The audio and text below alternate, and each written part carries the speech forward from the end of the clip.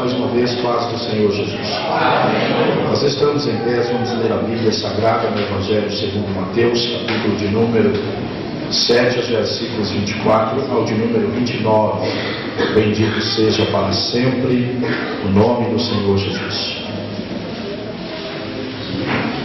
Evangelho segundo Mateus, capítulo de número 7, os versículos 24 ao 29.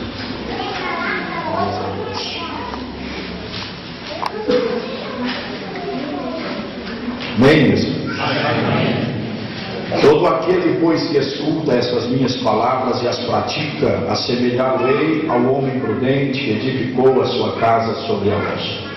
E desceu a chuva, e correram rios, e assopraram ventos, e combateram aquela casa, e não caiu, porque estava edificada sobre a rocha. E aquele que ouve estas minhas palavras e as não cumpre, compará-lo-ei ao homem insensato, que edificou a sua casa sobre areia, e desceu a chuva, e correram rios, e assopraram ventos, e combateram aquela casa, e caiu, e foi grande a sua queda. E aconteceu que, concluindo Jesus este discurso, a multidão se admirou da sua doutrina, porquanto os ensinava como tendo autoridade, e não como os escribas. Amém. Vamos orar ao Senhor. Querido Deus, nós te damos mais uma vez graças neste lugar, por esta tão gloriosa oportunidade que a nós é concedida pelo Teu Espírito, para estarmos unidos aqui nesse santuário, em uma só fé, em um só propósito, que é, Senhor, te servir, te adorar, te louvar, te bendizer, te exaltar, e também sentir Tua glória, a Tua presença, e ao mesmo tempo ouvir a Tua voz, a Tua palavra, ser alimentado pela Tua palavra da vida eterna, ser fortalecido, edificado, estabelecido, a fim de que possamos continuar e prosseguir, Senhor, até a Tua volta gloriosa para nos levar para o céu de glória. Eu te peço que abençoe esta igreja, todos esses irmãos que se deslocaram de seus lares, muitos, ó Deus, cansados, afadigados por mais um dia de trabalho, mas nesta noite vieram, Senhor, por amar a Ti, por ter desejo de falar com o Senhor e também de sentir Tua presença e ouvir a Tua voz. Abençoe-nos, renove as nossas forças e coloque, Senhor, a Tua santa palavra no mais profundo de nossos corações, e que tudo isso venha a resultar na glorificação do Teu santo e eterno nome. É o que te pedimos em nome de Jesus. Amém. Deus abençoe, meus irmãos. Assentai-vos, por favor. Graças a Deus. Meus queridos, estamos alegres por estarmos mais uma vez em um culto como este, culto de terça-feira, denominado como culto de estudo da Palavra de Deus, tradicionalmente conhecido como o culto de doutrina, onde nós procuramos estudar a Palavra do Senhor Jesus e colocar a nossa vida nas mãos do Senhor nosso Deus, para glorificar e adorar ao Senhor. Estamos agradecidos a Deus pela vitória que nos é dada pelo Senhor, pelo estarmos aqui. Isto é uma vitória muito grande para cada um de nós. Mais um dia passado, mais uma noite alcançada, e as mãos do Senhor têm nos sustentado e nos feito chegar a este santuário.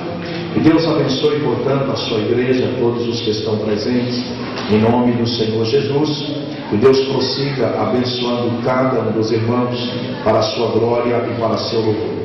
Nós queremos, meus irmãos, dar prosseguimento ao que estamos com os irmãos estudando, falando, embora ainda dentro deste assunto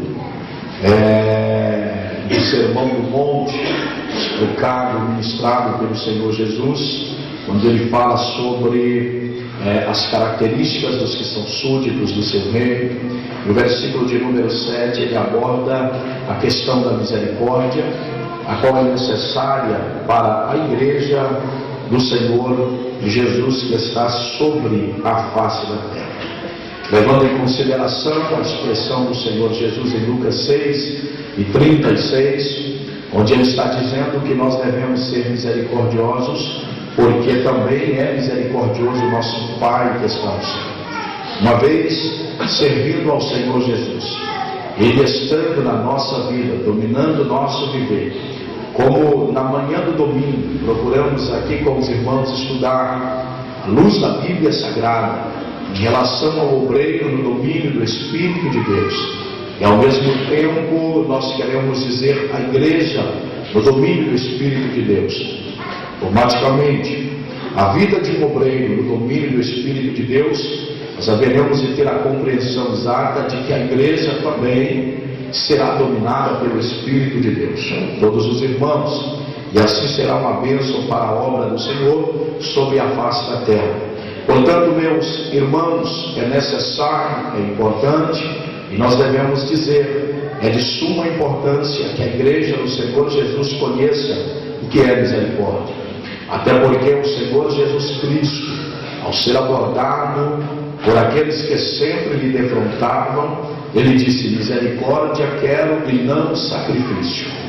Ou na época conhecia a palavra misericórdia, mas não sabia o que verdadeiramente era misericórdia.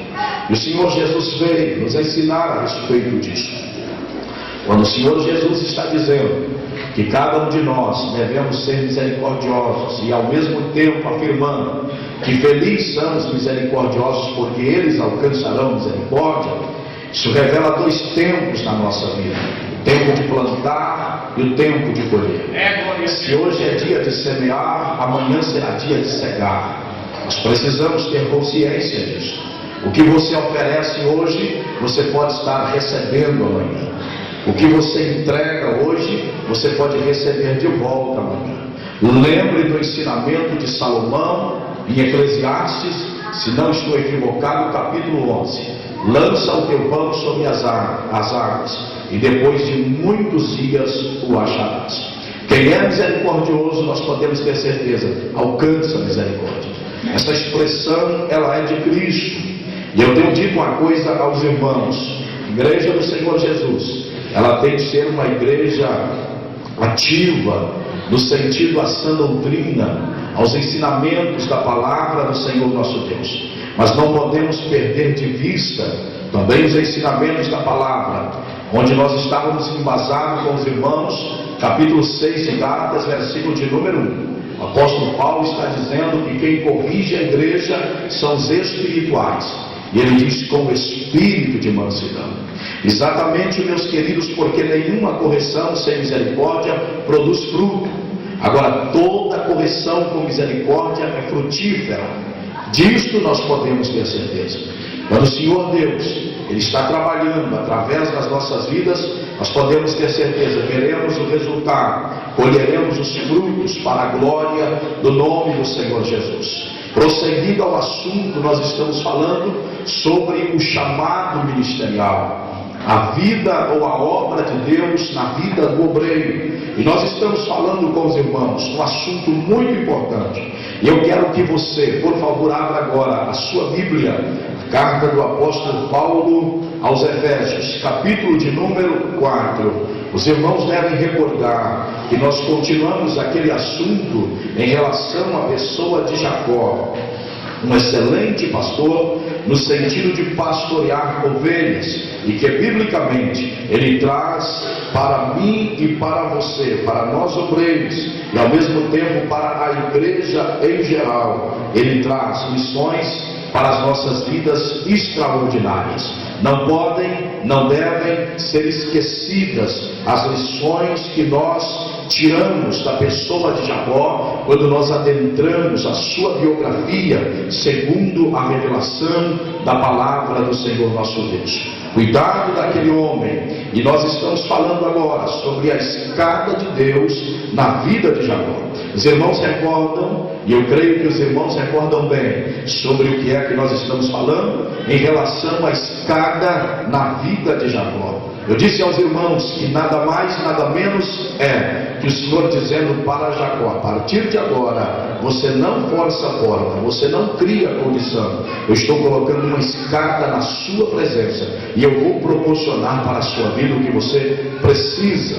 Eu disse aos irmãos que, analisando a questão daquela escada, nós descobrimos que é uma revelação de glória e de graça. Qual razão? Graça, porque é um favor de Deus em relação ao ser humano. A glória, porque era a manifestação da presença do Senhor nosso Deus, que estava no cume ou no topo daquela escada à espera de Jacó. Portanto, meus irmãos, sua Bíblia aberta no capítulo 4 de Efésios, eu quero ler com os irmãos versículos 7 ao versículo de número 13. Assim diz-nos a Bíblia, expressão do apóstolo Paulo: mas a graça foi dada a cada um de nós, segundo a medida do dom de Cristo, pelo que diz: subindo ao alto, levou cativo o cativeiro e deu dons aos homens.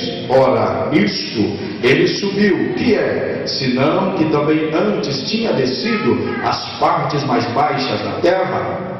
Aquele que desceu é também o mesmo que subiu acima de todos os céus, para cumprir todas as coisas. E ele mesmo deu uns para apóstolos, outros para profetas, outros para evangelistas, outros para pastores e doutores, querendo o aperfeiçoamento dos santos para a obra do ministério, para a edificação do corpo de Cristo, até que todos cheguemos à unidade da fé e ao conhecimento do Filho de Deus, a varão perfeito, à medida da estatura completa de Cristo. Olha para cá. Não perca de vista a expressão do apóstolo Paulo no versículo de número 13, até que todos, sem exceção. Este é o propósito de Deus, mediante o estabelecimento da sua graça. Nós vamos falar um pouquinho sobre isso aqui. Meus irmãos, na semana passada nós estávamos falando com os irmãos sobre o que a Bíblia nos revela em relação à vida do obreiro, daquele que é chamado, de acordo com os registros do capítulo 5 da Epístola aos Hebreus. Os irmãos recordam, e eu não quero retornar lá para não perdermos mais tempo. Todavia, os irmãos descobriram, ou nós descobrimos pela Bíblia, que todo sacerdote estava rodeado, todo sumo sacerdote, de fraqueza. A Bíblia ali nos adverte em relação a isso.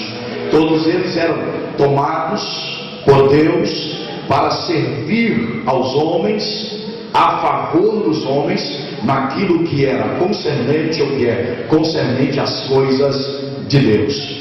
E finaliza-se no versículo de número 4, na descrição do escritor, dizendo que ninguém toma para si esta honra, senão que foi chamado por Deus, como foi Arão. Nós estamos falando com os irmãos sobre o êxito da vida ministerial. Não perca isso de vista. Nós partimos de lá. Nós precisamos ter em mente o que é que nós estamos estudando. Nós prosseguimos este assunto, analisando a vida de Jacó, mas nós estamos falando que é o êxito da carreira do homem de Deus, a fim de que possamos imitar a sua fé e atentar para a sua conduta, para o seu estilo de vida segundo os padrões da palavra de Deus. Analise comigo, portanto, meus irmãos. A Bíblia ali está dizendo que ninguém toma para si esta honra. E eu disse aos irmãos na semana passada, falando em relação à questão da escada, que não estava na terra, mas que foi posta na terra, que a graça de Deus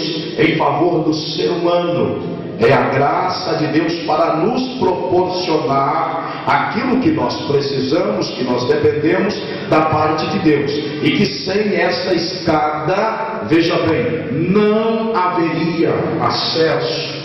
João 1,51 revela que a escada é o Senhor Jesus Cristo, no sentido dele haver se manifestado sobre a face da terra como a graça de Deus. É o que Paulo escreveu lá no capítulo 2 de Tito, versículo de número 11, porque a graça de Deus se manifestou, trazendo salvação a todos os homens. Observando ainda, no capítulo 2, desta mesma epístola de Paulo aos Efésios, eu tenho dito, e cito novamente esta passagem, versículo 8, porque pela graça sois salvos.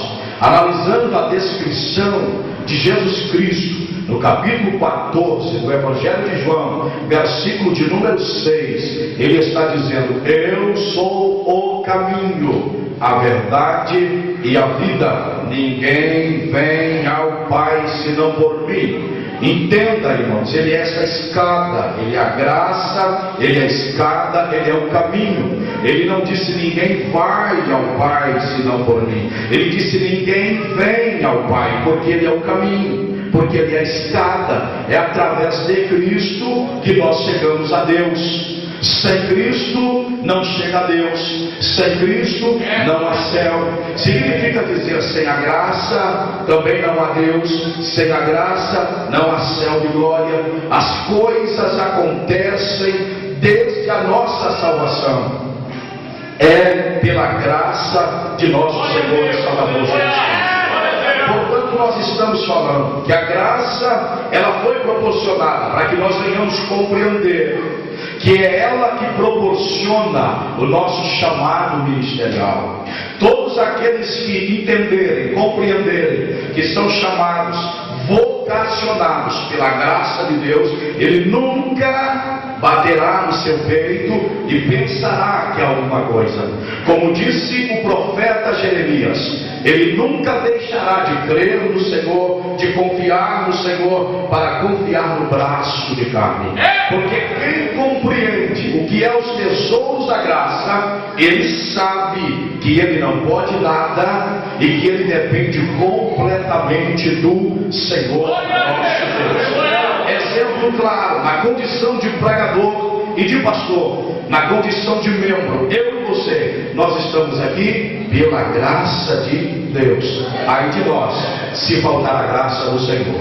Eu dou graças a Deus, porque a graça do Senhor, ela é distribuída para a sua igreja, para que nós possamos vencer todas as intempéries da nossa vida. A cada dia o Senhor nos renova pelo seu Espírito, mediante o agir da sua graça. Bendito seja o Senhor. Nós vamos nesta noite, portanto, prosseguir este assunto. A nossa chamada, ela é pela graça do Senhor nosso Deus. É a razão de nós encontrarmos algumas pessoas que não queiram excusar, mas que compreendem o que é a graça, e às vezes eles até dizem: mas eu não acho que devo ser um obreiro porque não mereço.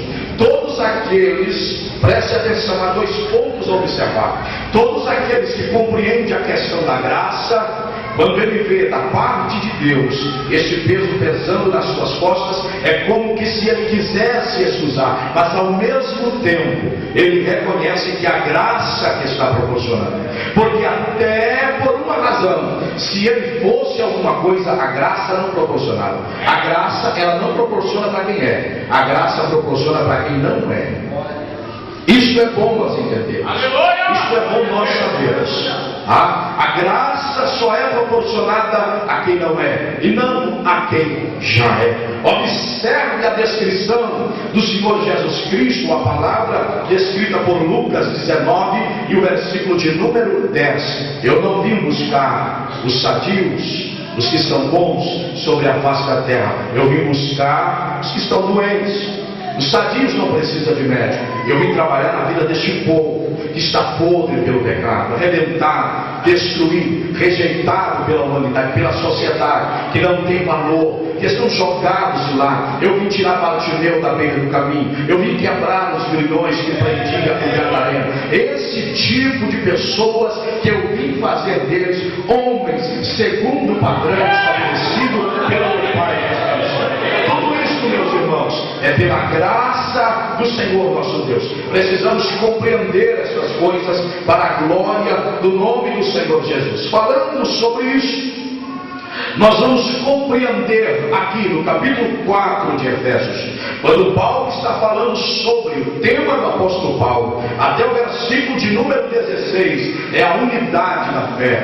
Paulo está trabalhando em relação à unidade na fé, a fim de que nós venhamos entender como é que funciona, como é que anda, como é que caminha a obra do Senhor nosso Deus. Irmãos, é uma das razões, não vou dizer aos irmãos que é a maior, mas também não posso dizer que é a menor. É uma das razões de tantos atropelos dentro da igreja, é não descobrirmos pela Bíblia como é que a obra caminha, como é que o trabalho avança.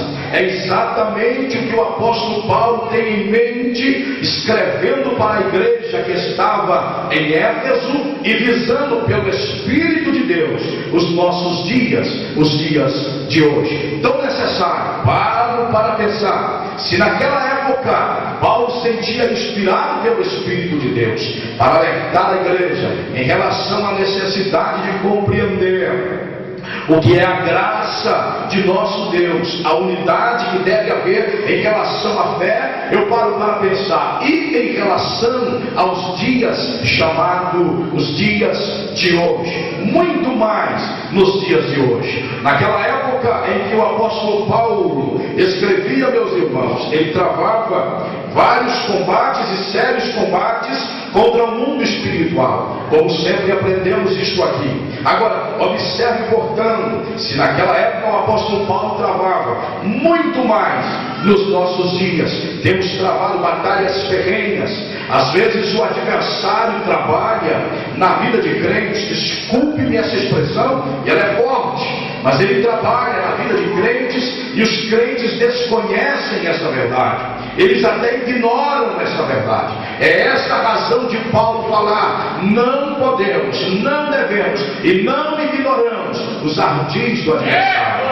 Quem ignora os ardis do adversário, as artimanhas do adversário, os projetos do adversário, é uma presa fácil para o adversário. Esta é a verdade. Feliz a igreja que não ignora os ardis do adversário. Feliz o obreiro que é prudente, que não ignora os projetos do adversário. Feliz aquele que recebe uma palavra da parte de Deus e às vezes até ele fica um pouco assim, perplexo em relação àquilo, mas ele vai dobrar o joelho e falar: Senhor, vindo ou não da tua parte, me guarda do mal, me livra do mal, protege a minha vida, porque, meus queridos, sem que haja profecia, todos nós sabemos que nós temos um adversário que anda ao nosso derredor, bramando como leão, dizendo a Bíblia, procurando a quem possa tragar. É necessidade minha, sua, da igreja, de orar constantemente: guarda-me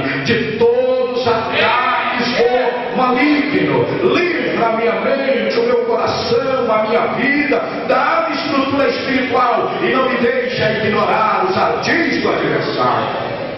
Então, meus irmãos, falando sobre o assunto, Paulo falando sobre a unidade da fé, o apóstolo Paulo vai mostrando como que as coisas acontecem dentro da igreja. Eu quero chamar a atenção de todos aqueles que estão aqui para a compreensão desta palavra. Versículo de número 7, o apóstolo Paulo está dizendo: mas a graça foi dada a cada um de nós, segundo a medida do dom de Cristo. Irmãos, a graça, ela é dada, ela é distribuída segundo a medida de Cristo. A medida do dom que Cristo proporciona a cada um de nós. Olha, você vai ver um exemplo muito claro. Você vai ver na igreja crentes que são bons crentes. Aos teus olhos, quando eu digo bom crente, é porque nós somos bons. Eu falo assim, correspondemos com o que a Bíblia fala. É bom entender o que eu estou falando. Preste atenção. Você vai ver crentes que correspondam com o propósito de Deus para a sua vida, e que, pela sua perspectiva, pela sua análise, você entende que ele deveria estar em tal lugar e ele não está. Antes de você ignorar e de você falar, cuidado com isso. Eu preciso orientar a igreja, até me dizer que está esquecido, ele é bem, cuidado com isso.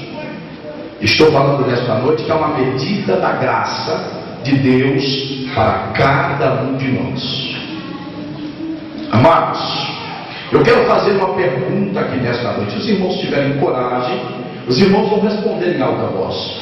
Se não tiverem, eu compreendo, podem ficar calados. Mas eu sei, porque eu sou pastor da igreja, Deus está ou não está entre nós?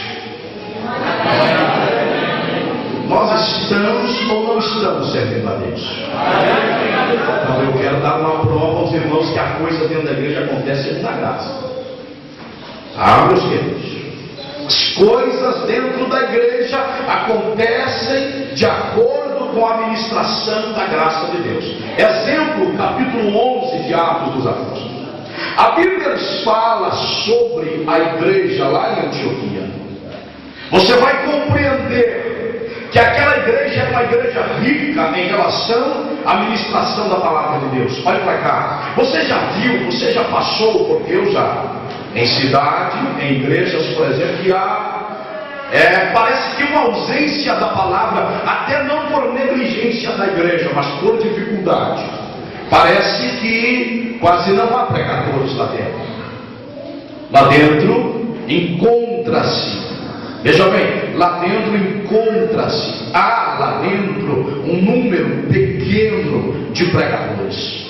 Tem pessoas que desejam, que querem, que lutam e que oram, que pagam preço. Mas parece que o Senhor ainda não concedeu para ele aquilo que ele deseja no seu coração, ser um pregador. Há duas razões para isso. Deus tem tempo para conceder e Deus pode não conceder, porque quem determina o chamado para a nossa vida é Ele, não nós. Nós estamos falando sobre a graça de Deus, irmãos. Eu estou trabalhando para que a igreja aprenda o que é certo, à luz da Bíblia. Eu preciso da sua compreensão. Eu não quero ferir a sua vida agora. Eu preciso que você entenda que nós temos que aprender com a palavra de Deus. Nós estamos falando que quem proporciona chamado é a graça e não nós. Não somos nós. Somos. Os irmãos lembram que eu falei na semana passada que um dos problemas sérios da igreja é quando nós olhamos para alguém e no sentido do ser humano damos muito bem com a cara desse alguém e nós o colocamos imediatamente em um determinado lugar porque nos simpatizamos. Mas Deus não chamou. Não chamou. Deus tem a sua razão dentro da própria graça, das suas escolhas, olha para cá, e das suas rejeições em relação a chamado ministerial. Compreenda isso. Pode ser bom crente, mas se não foi chamado, não foi chamado. Não adianta querer chamar alguém sem ter sido chamado. Não adianta. Isto não adianta. Não funciona. Não funciona. Olha bem, a Bíblia nos mostra no capítulo 11 do livro de Atos que na igreja de Antioquia havia poderosos pregadores, no sentido de homens tremendamente usados por Deus, mestres da palavra, profetas. Entre eles estava Paulo e estava Barnabé. Nós bem sabemos, pela revelação que Deus deu no capítulo 9 do livro de Atos, versículos 13 a seguir, para Ananias, que Paulo não era um homem de um chamado local. Paulo era um homem de um chamado, podemos dizer assim, para aquela época, mundial. O ministério de Paulo haveria de sair das fronteiras, ou não ficaria restrito a uma igreja. Não, o ministério de Paulo ia muito mais longe, porque estava projetado por Deus, sem que Paulo soubesse. Paulo não sabia de nada, e é possível que Paulo também não tinha pedido nada disso. O Senhor apareceu para Ananias e disse lá para ele, é um assunto que eu vou comentar na frente, eu estou só para os irmãos compreenderem. O Senhor apareceu para Ananias e disse, esse é para mim um vaso escolhido para levar, certo? A minha palavra significa que ele ia sair, levar a minha palavra aos gentios, aos reis da terra, disse o Senhor Deus através ou para Ananias. Mas Paulo estava em Antioquia, como que preso, servindo a igreja, sem pular, irmãos, as coisas e sem bater no peito, dizendo assim: segundo Ananias, vocês estão atrasando o tempo da minha vida, porque eu estou parado aqui e ele disse que eu tenho que levar a palavra aos gentios e vocês estão me segurando. A Bíblia diz que por um ano Paulo esteve lá pregando extraordinárias mensagens. Deus deu ao apóstolo Paulo ensinos maravilhosos, até que o dia que estava determinado pela graça de Deus, Deus tomou um dos profetas e disse assim: a partir de agora, aparte-me a Barnabé e a Saulo para a obra que eu os tenho chamado. O que o senhor quer dizer com isso, pastor? Que as coisas na igreja caminham desta forma.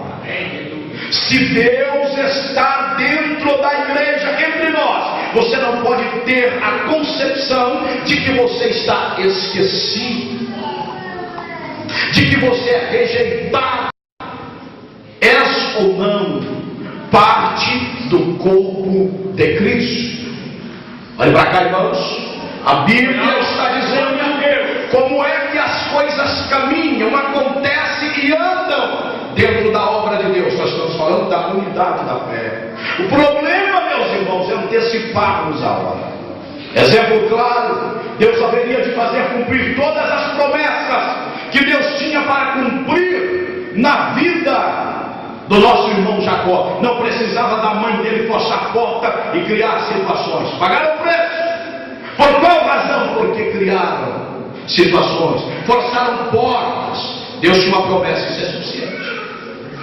Olha aqui, meus irmãos, há uma promessa de Deus para a sua vida, é o suficiente. Não brigue, não atropele, não cotovele ninguém. Espere o tempo de Deus te levantar para a glória do seu Senhor. Quem é levantado antes da hora corre o risco também de descer da posição que ele estava. Agora, quem Deus levanta, aconteça o que acontecer, Deus o mantém lá para a glória. Deus o segura lá. Não adianta. Você lembra muito bem da expressão do Gamaliel: cuidado para não combater contra Deus. Se esses homens aí estão dentro da vontade de Deus, se foram levantados por Deus, vocês vão combater contra Deus e não adianta. Quando Deus levanta, está levantado e acabou, irmãos. Sendo fiel a Deus, ele permanece para a glória do nome do Senhor.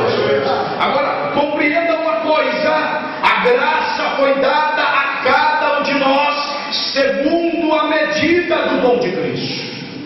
Segundo a medida do dom de Cristo. Quando nós olhamos a Bíblia Sagrada em relação à questão de obreiros, há hoje uma visão equivocada em relação a obreiros. Indivíduo hoje em dia, estou preparando obreiros pela palavra, irmãos. Deus tem falado comigo. Eu estou insistindo tanto nesse assunto porque Deus continua falando comigo. Ele está preparando obreiros pela sua palavra. Olha, irmãos, tenho dito que são os irmãos, eu tenho repetido inúmeras vezes aqui.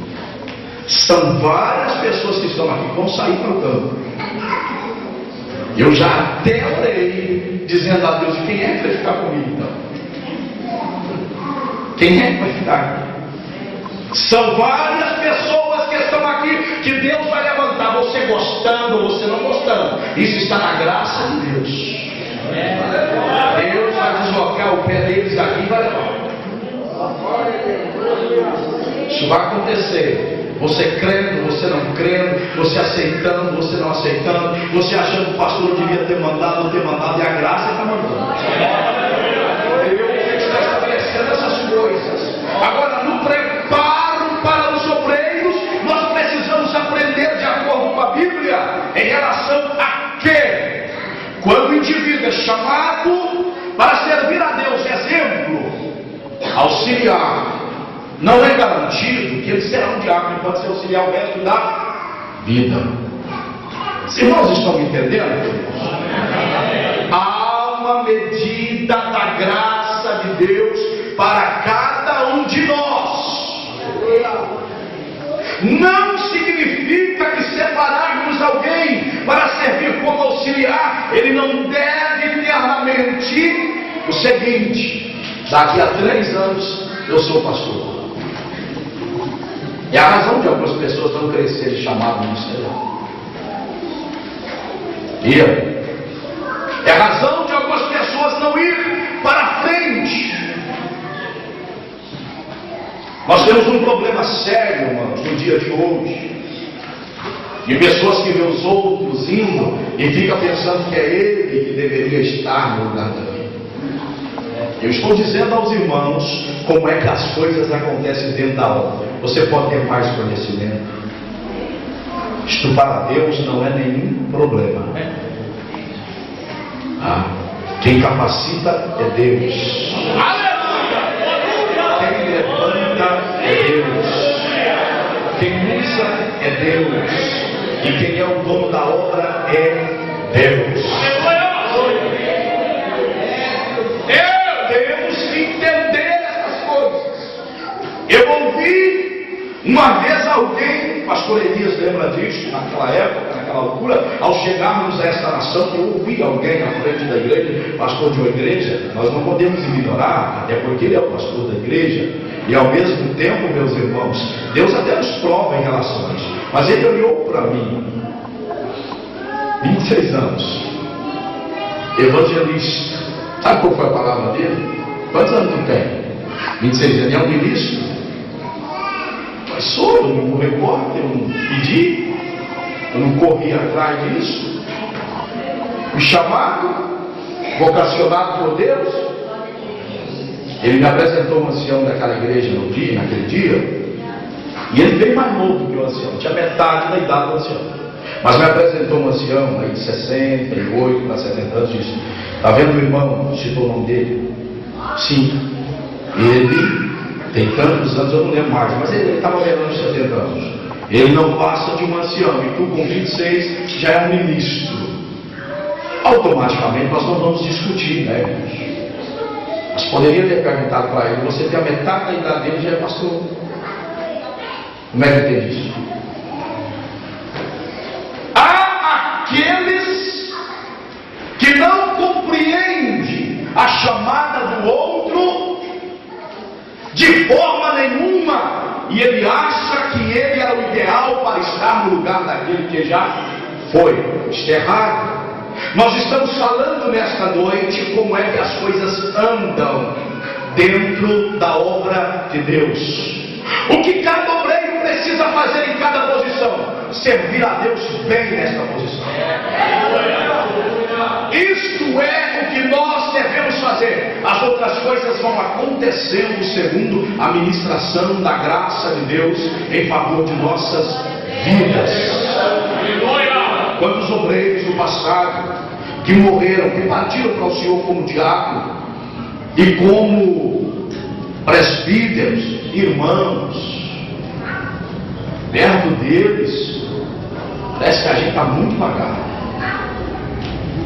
mas partiram para o Senhor como diáconos, como presbíteros, alguns como auxiliares, e eu vou dizer aos irmãos mais ainda, outros como membros de igreja.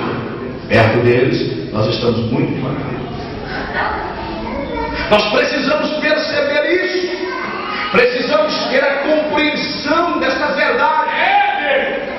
Olha, a palavra está dizendo: mas a graça foi dada a cada um de nós segundo a medida do dom de Cristo.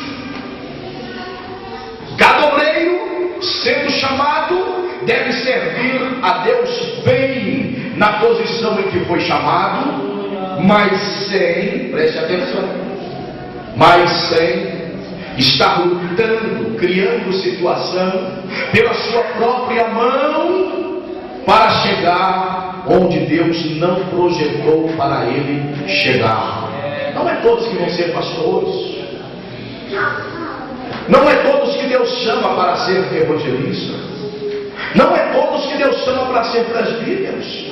Não é todos que Deus chama para ser diáconos. Pode ser simplesmente uma passagem, embora nós não deixamos de ser. Agora compreenda, pode ser a escada que você vai subir degrau por degrau nela e chegar lá em cima. Mas se Jesus vier e você for um diácono, você não é rebaixado, você não é diminuído. Se você for um auxiliar, você não é melhor do que ninguém. Pelo fato de que você nunca sentou num culto aqui na tribuna, isso não dignifica alguém e diminui você. O que dignifica, na verdade, a nossa vida, segundo a palavra do Senhor nosso Deus. O que dignifica é servirmos bem na posição que Deus nos colocou para a glória de Deus. Agora, os grandes problemas, como vos anunciei, está aqui. É que o homem projeta para todos o pastorado. Todos têm que chegar lá. E nem todos têm por Deus o dom para pastorear. Pastorear não é, irmãos, ser bom para ministrar a palavra e pregar. Nós ouvimos alguém dizer esta noite que há muitos sopradores de microfone. Irmãos, eu fico analisando. Se para ser pastor depender de ser bom para pregar, eu estava perdido. Eu olho para a vida do meu velho pai, homem de Deus, mas se fosse, como é que faria meu pai? Eu paro para pensar sobre isso. Eu vejo pessoas pregando por aí que você cai o queixo. Como que prega desse tempo? O que é bom para pregar dessa forma? A gente ora a Deus e pede, Senhor, tem misericórdia da minha vida. Tempo que eu tenho ministério, eu estou devagar. Pastor Luciano? É o que a gente pensa. Agora, observe. Pastorear a igreja, olha para cá, não é só pregar. Pastorear a igreja não é só ensinar. Tem que receber da parte de Deus a graça e o dom para pastorear.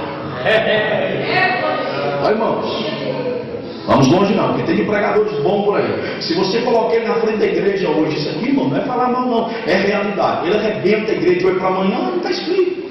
Aí você pega um irmão, no meio não fica encabulado. É só entendendo a graça de Deus. Você pega o irmão da mão toda calejada, nunca sentou no banco do seminário.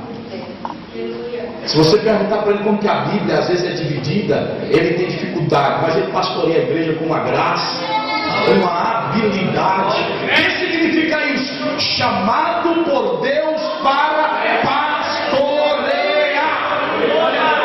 Há um dom da parte de Deus na vida dele. Então ser bom para pregar não significa que temos que ser pastor. Ser bom para ensinar não significa que temos que ser pastor. Deus poderá levar todos, mas todos têm que ter em mente que poderá não chegar lá. Sabe por quê, irmãos?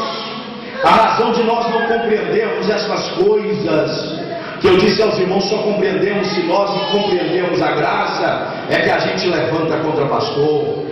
As rebeliões se dão por causa disso. Porque há quem pensa que o pastor favorece Beltrano e não favorece ele que é o ciclano. Uma raiz de amargura gera, brota lá dentro. Já é uma prova clara que ele não foi chamado para aquele lugar porque quem é fiel, irmãos, não rebelia. Você não encontra rebelião, rebeldia no coração de um crente fiel. Encontra. Isso você pode ter certeza em situação que for. Como que eu acho bonito, irmãos, a concordância, a consonância que havia entre os apóstolos da igreja primitiva.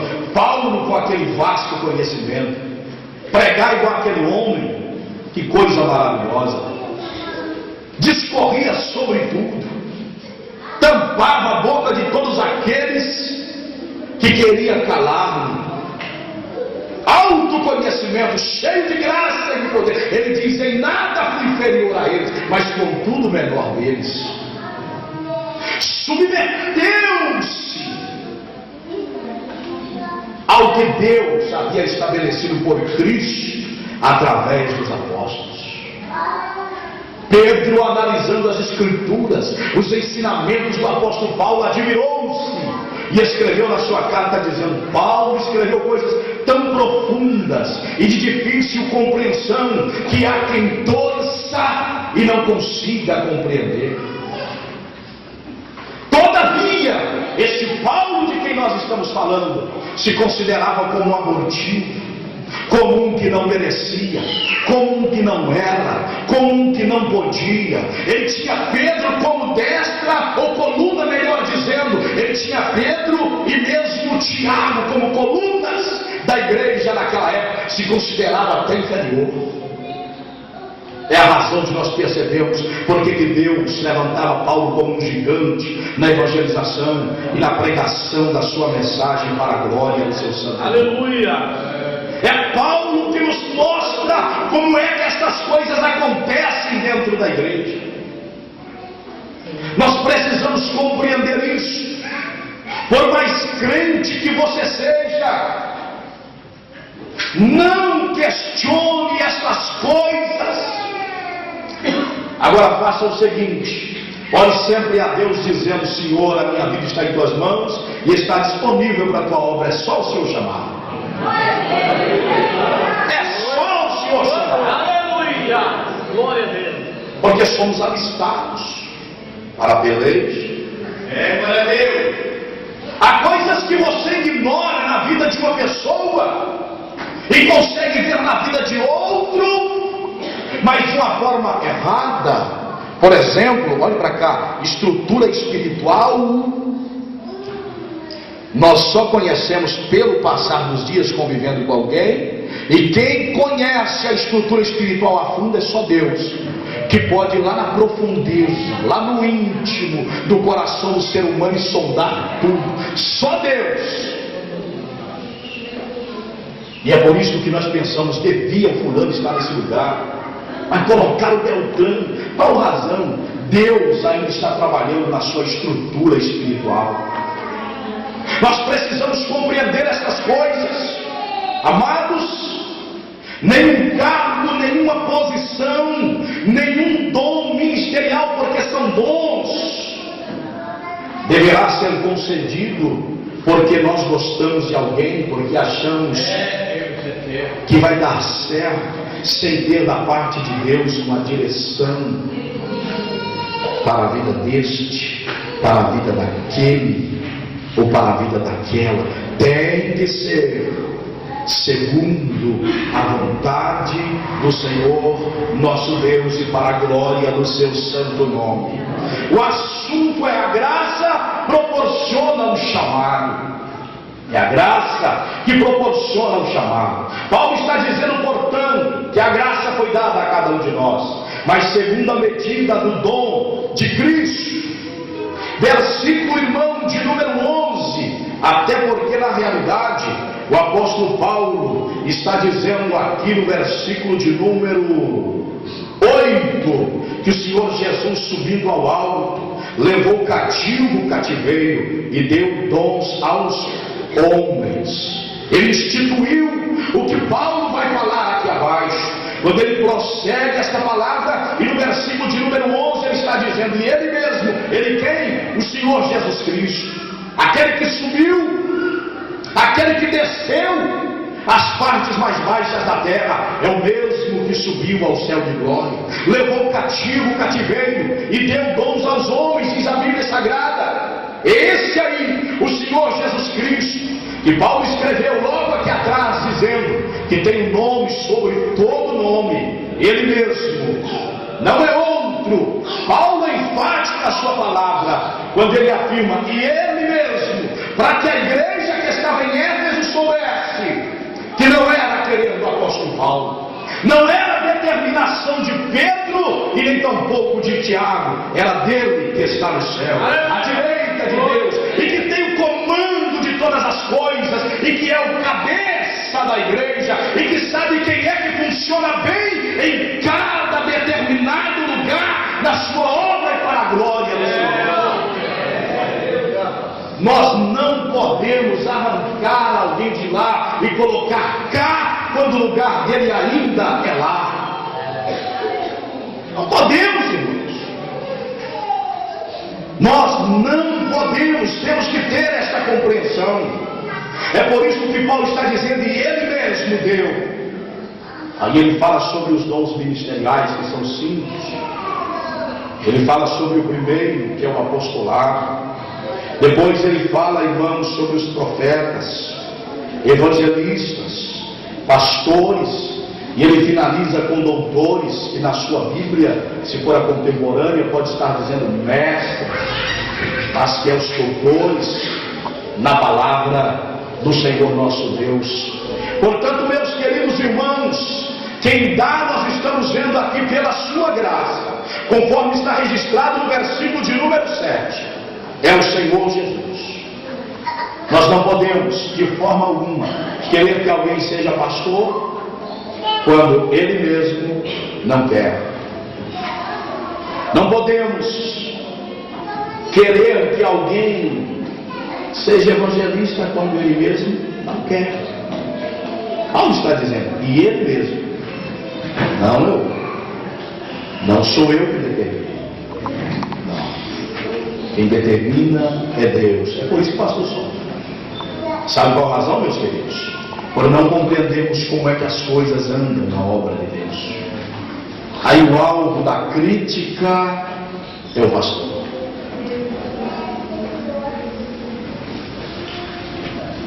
É pedrada, calúnias, é uma problemada em cima do pastor. Qual razão? Não compreender o que a Bíblia nos fala em relação a essas coisas. É preciso saber como é que isso acontece. Paulo está esclarecendo.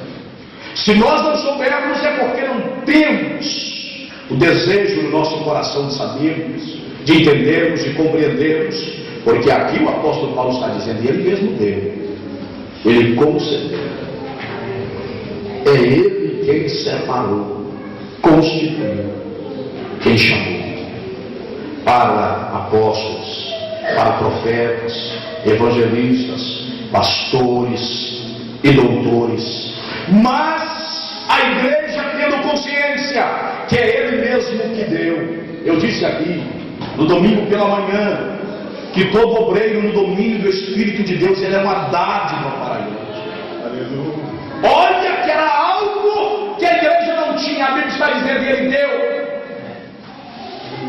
ele concedeu. Havia uma necessidade, até porque quando Jesus, lá no capítulo 9 de Mateus, versículo 35, a Bíblia diz que ele andava pelas terras da Judéia, ele observava que o povo era como que ovelhas que não tinham pastor disperso. Uns faziam isso, outros faziam aquilo, outros faziam aquilo outro. Não havia alguém para encaminhar aquele povo, orientar aquele povo. Tinha uma turma de ensinadores naquela época cego, que coavam um mosquito, mas engolia até um camelo, que limpavam o copo de fora, mas não importava com a sujeira que estava lá dentro, que caiava qualquer ser humano pelo lado de fora, mas não importava com a podridão, com a imoralidade, com a hipocrisia, com a mentira, com a falsidade que estava lá dentro do ser humano. Jesus observava os crentes daquela época, o povo em geral, porque era o povo da promessa, e eles estavam dispersos como ovelha que não tem cuidado, que não tem pastor, que não recebe o alimento na hora certa. É por isso que tem crente que vem na igreja e sai contrariado com o pastor, deve estar sabendo do meu problema, porque hoje ele me pegou. Não é nada, é porque você tem que alimentar essa palavra no momento certo. Ao pastor é necessário graça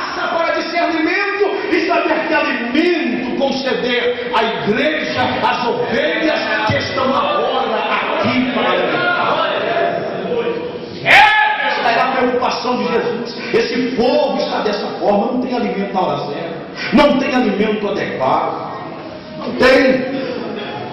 Eles não têm redil, não têm aprisco. Eu não vejo alguém à frente para guiá-los com o cajado e com a vara na mão. E a Bíblia diz que Jesus condoía-se ao ver a situação espiritual daquele povo. Jesus denunciava: eu os vejo como ovelhas que não têm pastor.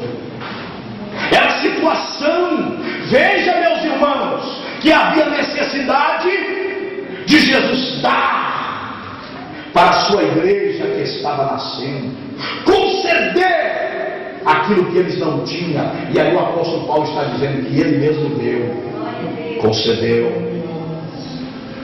Eu quero dar graças a Deus que Jesus preparou os seus servos. E como nós falamos aqui no capítulo 5 de Hebreus, versículo de número 1, foi do meio deles que Jesus tirou esses homens.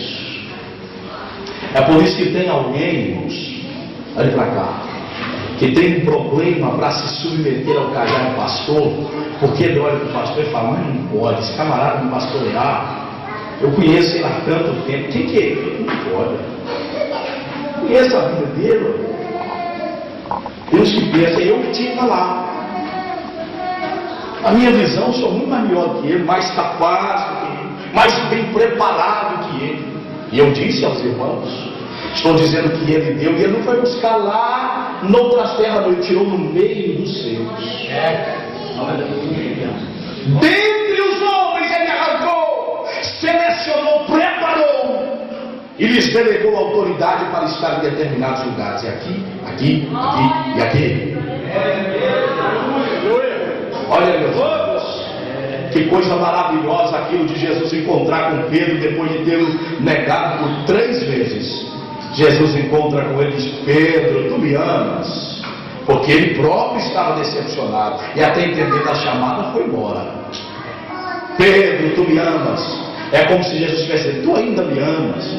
E ele falou para Jesus: amo o Senhor, então apacenta as minhas ovelhas. Jesus está dizendo: por que você desistiu então do rebanho? De onde eu estou te colocando? Tu está na beira do lago da Galileia querendo pescar. Eu te dei foi ovelhas para cuidar. Glória a Deus. Apacenta, Pedro. Tu está fora do seu lugar. Se os discípulos, quem sabe, não vissem essa advertência de Cristo, ignorariam o chamado de Pedro, mas ele negou. Então Jesus apareceu lá e disse na presença dos outros: tu me amas? Sim, então apacenta as minhas ovelhas. Eu não desisti de você. Aleluia. Jesus dirige a segunda vez para Pedro: Pedro, tu me amas? E ele disse: Senhor, eu te amo. Jesus disse: então apacenta o meu rebanho. Aí Jesus olha para Pedro pela terceira vez: Pedro, tu me amas? Ele se derreteu dizendo: Senhor, tu sabes tudo. O Senhor tinha razão, é como que ele quisesse dizer: o Senhor tinha razão que eu ia te negar. Neguei, aconteceu. Mas como o Senhor sabia que eu negaria, também o Senhor sabe que eu te amo. O Senhor Jesus disse: então apacenta o meu rebanho e não meu Pedro para a obra. Nós observamos aqui na descrição de Paulo, ele mesmo deu. Que a igreja perceba, irmãos, olhe para cá. Não é para você divinizar o pastor, não, nem os obreiros, não, eles são homens. Mas é para você entender o lugar que Deus os colocou. À medida que eu estou formando obreiros, eu estou trabalhando com a igreja aqui pelo Espírito de Deus para entender a sua posição em relação também aos obreiros. Tem crentes que parece até não gosta dos obreiros, não pode, irmão, está errado. Estão sendo levantados por Deus, você tem que admitir isso. Nós temos que entender isso. Nós temos que aceitar e abraçar isso. E a Bíblia está dizendo aqui para nós que foi o Senhor Jesus mesmo que deu. Não adianta querer sair fora, não é negócio de homem. Não é a mão do ser humano, não pense isso. Não pense isso. E o Senhor mesmo deu uns para apóstolos, são 5 dons ministeriais. Há quem diga, né, que são como que os dedos da mão, por isso que eles falam do dedo do profeta, porque ele é em segundo lugar. Dizem que o primeiro, colocado como este dedo aqui, ó, é os apóstolos, porque é o dedo que você consegue, parece que mais fazer força em carregar as coisas. Você tenta com esse dedo a força pequena, coisa pequena, coisa pequena, coisa pequena, mas esse dedo aqui você consegue fazer mais força. Os apóstolos desbravadores arrasam campos de batalha. É isso que nós vemos em Paulo, é isso que nós observamos nos apóstolos daquela época. Por isso, o pastor Luiz Antônio disse que Paulo era como que um tanque de batalha, né? Ele não era dizendo que ele não era nem como que um soldado só, ele parecia uma infantaria. Abriu um caminho. Isso é uma realidade quando você olha para a vida do apóstolo Paulo. Você lembra daquela época lá que o apóstolo previu, olha assim, aqui o profeta previu, se tu subir a Jerusalém, farão assim e assim contigo. Os irmãos agarrou e falou, não vai. Lá em Éfeso, se me parece, Atos, acho que 20, versículo de número 9. E aí, irmãos, o apóstolo Paulo tem uma palavra dizendo o seguinte: em nada eu tenho a minha vida por preciosa, contando que eu cumpra com alegria a carreira que me está proposta. Verdadeiro apóstolo, desbravador de campos, batalhador. Segundo lugar, o profeta. Não é fácil ser profeta. Eu já vi pessoas até orar e pedir a Deus para levantá-lo como profeta. Irmão, saiba o que você está. Porque na hora da lenhada, da pedrada, as pessoas dizem que não merecem.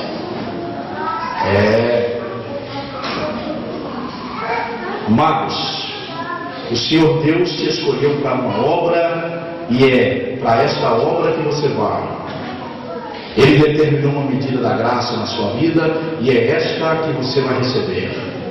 Ele tem um propósito com você e é este que vai ser colocado. Lembra do que eu falei na semana passada do pastor que orava achando que ia ser líder de convenção e Deus tacou ele lá no interior do mato em Minas Gerais para evangelizar aquele povo onde não ia bicicleta, carro, melhor dizendo, só andava a pé, a bicicleta ou a cavalo. Deus colocou ele lá. Mas o entendimento era pastor de convenção. Irmãos, eu fico pensando quem deve ser a luta de um pastor de convenção. Porque à frente da igreja do tamanho está hoje, com as congregações que temos que não são muitas. Irmãos, eu ando de roda às vezes. Deus sabe. Agora imagine, às vezes as pessoas pedindo que não sabem do peso, da responsabilidade, dos problemas. Em segundo lugar, a Bíblia está falando sobre o dom para profeta, que não é brinquedo ser profeta. Por isso que as pessoas dizem por aí, o dedo de profeta, é esse dedo aqui, ó. Que a realidade é essa. O profeta é levantado por Deus para esclarecer o povo, o desvio que eles estão tendo em relação à vontade de Deus e à sua palavra. Mas lembrem, o lugar de profeta na Bíblia Sagrada, às vezes, era dentro de calabouço, cisterna, poço. O lugar deles, às vezes, era lá na casa da viúva, debaixo do pé de vidro, numa caverna lá no Monte Horebe. Às vezes o lugar dele era lá na beira do rio Querite, esquecido por todo mundo. E só Deus olhando, contemplando, vendo a sua fidelidade, esperando o momento certo de apresentá-lo para trazer aquela palavra que a nação esperava. Nós vamos parar por aqui, na próxima semana vamos dar continuidade em nome do Senhor Jesus. Que Deus abençoe, portanto, a sua igreja, cada um dos irmãos. nós vamos ficar de pé e vamos estar encerrando o culto desta noite em nome de Jesus. Deus abençoe, portanto, a sua igreja.